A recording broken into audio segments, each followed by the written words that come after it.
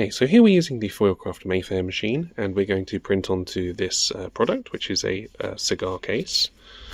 As I open the case, there is a void space, so we're going to add in some support into the case.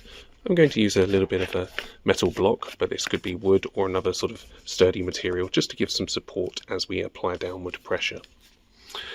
The Foilcraft Mayfair has an opening of about 35mm as standard, which is quite close to the thickness of this particular product. So what I'm going to do is remove this sliding table from the machine, the grid marked table, and that still gives us a little bit more room to allow us to position the product. To aid with alignment, I've actually stamped onto some acetate, which we can then use to work out where the print is going to land on the item itself.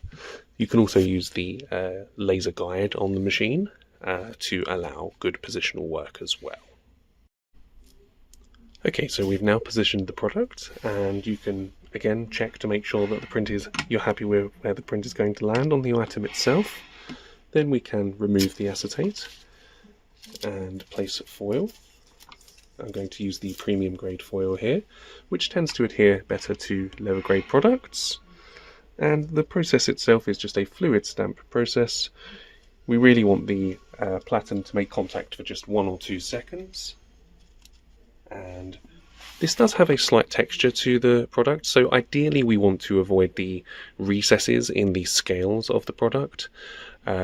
This does somewhat depend on where the scales land and what size they are, of course. So we'll apply a little bit of downward pressure as we stamp, and hopefully the result will come out as we wish. We then remove the foil, and there is the result.